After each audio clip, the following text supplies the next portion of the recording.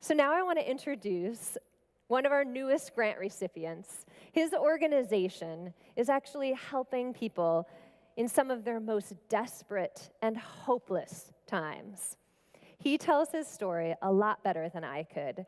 So please help me in welcoming Fred Muench, CEO of the Partnership for Drug-Free Kids, to the stage.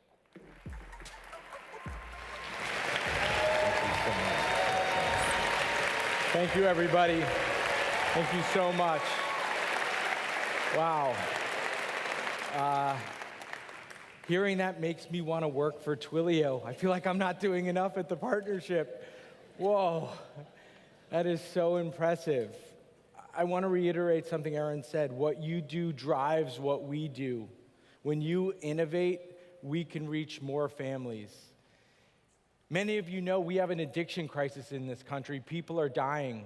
Just yesterday, it came out that more people died of opioid overdose alone than car crashes. More people overdose than die from breast and prostate cancer each year. We don't think about this way, but this crisis is impacting everyone. At the partnership, we offer remote-based intervention services for individuals and families who are seeking to overcome addiction. Our primary focus is on supporting the supporters. We focus on supporting families to help them hold their hands, to help their loved ones overcome and recover. We do this because of Twilio. We do this because Twilio exists, and the multi-channels that we do it allow for us to reach people how they want to be reached. This is not an Instagram photo with a sepia filter. It's a Polaroid of me over 20 years ago. During this time, I had just gotten out of my nth detox for heroin addiction, and I get home, and I have the piece of paper that says, okay, you have to go to outpatient treatment and go to NA meetings. And I said, I'm gonna do this. I'm ready, I'm gonna do it. So I leave my apartment. It's around 11 a.m. in the morning. My girlfriend at the time is at work. It's always good to have a partner that works when you have a heroin habit. So I start walking to the meeting, and on the way I start to veer. Okay, I can't do this. I'm getting overwhelmed. Okay, I see a tattoo parlor. I need a reminder. I need something transcendental to keep me from using. So I stop and I see this symbol. It's a Taoist symbol that tells me I go through different levels to reach a higher ground. I get my tattoo. Wow, I missed my NA meeting. That's okay, I have my tattoo. It's really lovely, it's this wonderful symbol. And then what ends up happening is, I don't know if you've ever gotten a tattoo here, but it starts to hurt after a while. And that combined with the existential dilemma of not knowing what to do, make opioids seem like a really good option in that moment. So I said to myself, I just need to take the edge off. And then what ended up happening, I was back to the races. So what that was that tattoo in that moment, that was just a little piece. It was a little reminder, and it couldn't overcome that darkness associated with those cravings and that feeling. A few months later, I was drug-free for about 2 weeks. I was feeling good. I was going to meetings. My friends and family were supporting me. And I started going to a meeting, and I started to veer again. I remember sitting down on Avenue B in the East Village, paralyzed. I didn't know what to do, so I was just sitting there. And then someone walked up to me. It was one of those moments where I looked up at him and he said, "Hey, Fred, it's so great to see you." And in my head, I'm like, he's gonna know I'm copying. And he's like, "It would be great, you free? Let's grab a cup of coffee." And I was like, yes, I am free. I was desperate for help. I was overwhelmed by darkness and he came by. I needed anything in that moment. I didn't need a clinician. I needed a connection to overcome that darkness. I needed to get out of my own head. I needed to know that there were alternatives in that moment. I needed someone to connect with. It's been 21 years since that day, and the day-to-day connection has kept me in recovery. But one of the things that strikes me is that story was luck. And we are using Twilio to take luck out of the equation to connect with others. We're using the flexibility of Twilio to target individuals when they need it most, how they need it most, through SMS, through live chat, through email, through Facebook Messenger. These individuals are faced with so much fear, shame, judgment, uncertainty, and stigma. I want to highlight stigma as one of the main emotions because people who are struggling with addiction and their families feel like they've done something wrong because we've treated this like a criminal justice issue and not a health issue. I'm afraid you'll judge me. I'm afraid I did something wrong. But the fascinating thing is digital platforms allow for self-disclosure. People report more drug use, sexual behavior, domestic violence to digital platforms than mental health and medical staff. And what happens is because of you, people can engage with us via a short code, they can engage with us via Messenger, they can engage with us via chat, or they can engage with us via phone.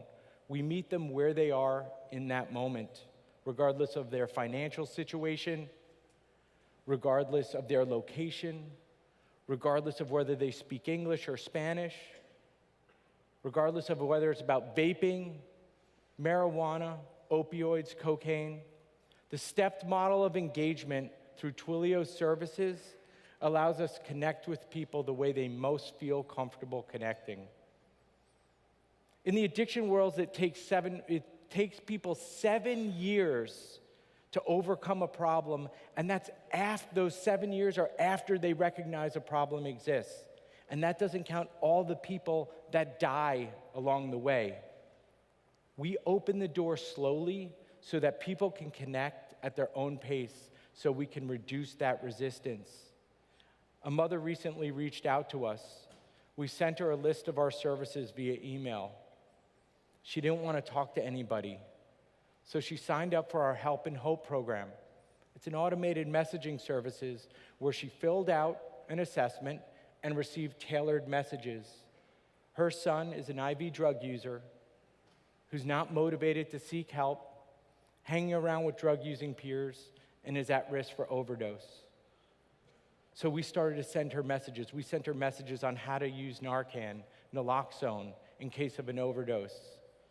Then she started to type in hope, because when she typed in hope, she could get messages from parents who've been there to offer her hope and support.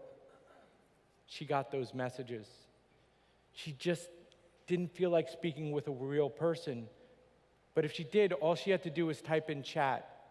Instead, what she started doing was thanking the automated messages. I love this. Thank you so much. Really appreciate. Oh, this is great. Thank you. And we could see this in her feed until about a month when she typed in chat. She was ready to connect with a specialist. She chatted with that specialist for about 2 weeks. She didn't know how to motivate her son. She wanted to keep him motivated and engage him in that conversation. What she realized is she felt like she needed more. So then she scheduled an appointment and connected with a specialist. She felt like now she could be vulnerable. She had to say it out loud. She had to say it out loud, but she wasn't ready a couple months before that. Didn't end there. She connected with one of our coaches, 300 parents who either have a child in recovery or have lost a child due to addiction. Next month, all our coaches are going to be using Twilio too. Unfortunately, I can't tell you her son's in care. He's still using, and she's still overwhelmed, but it's about the journey. We're empowering her to increase her self-efficacy. We're empowering her to know that she doesn't have to do it on her own.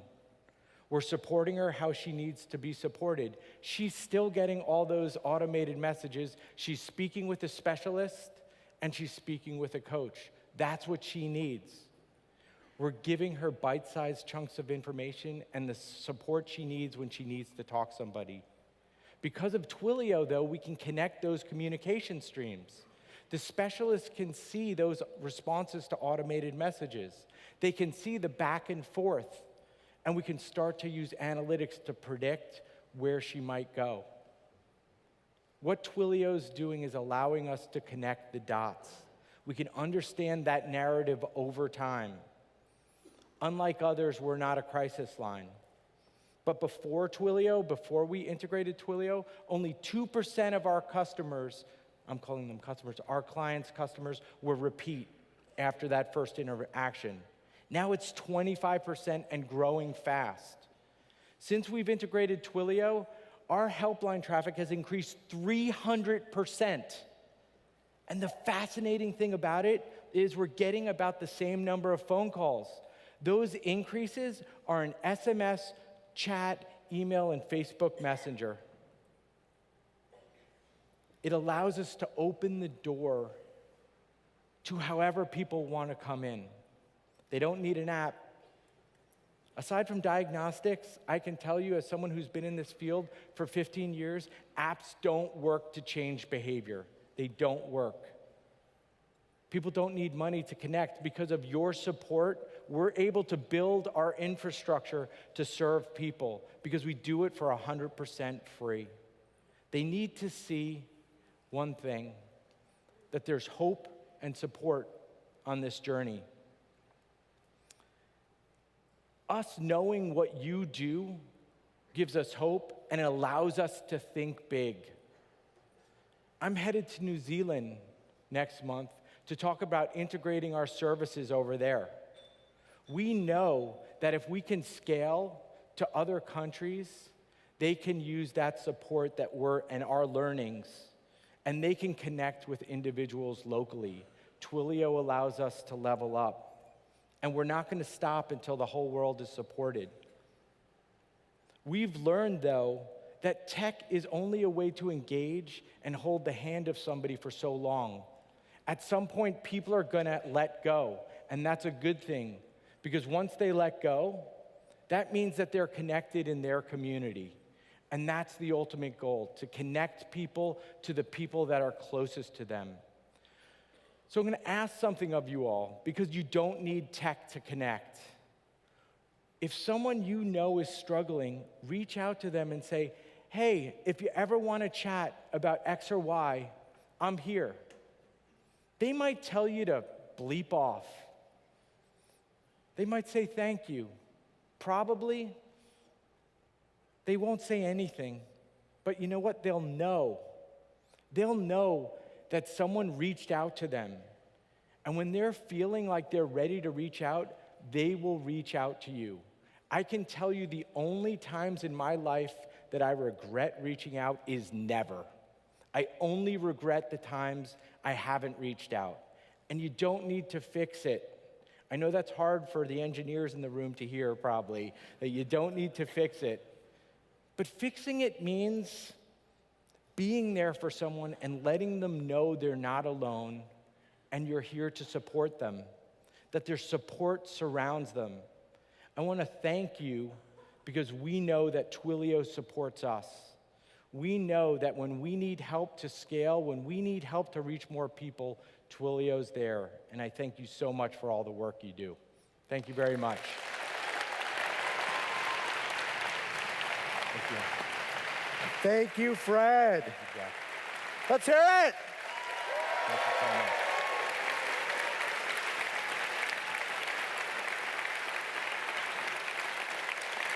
Thank you. Thank you guys so much.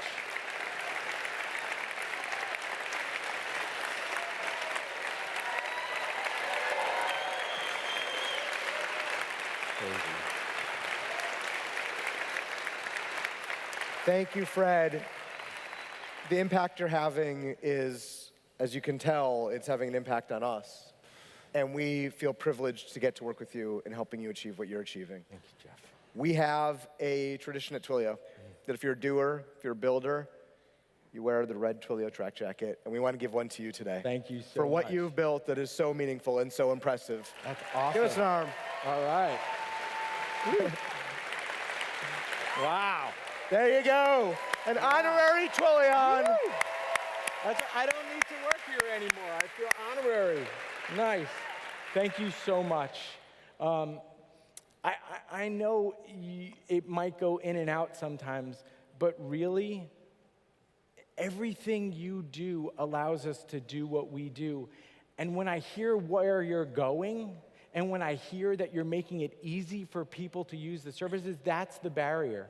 So keep making it easy for people. Keep making it easy because more people will use your services. So thank you so much. Really appreciate it. Thank you, Fred. Thank you for being with us today. Let's hear it one more time for Fred Muench.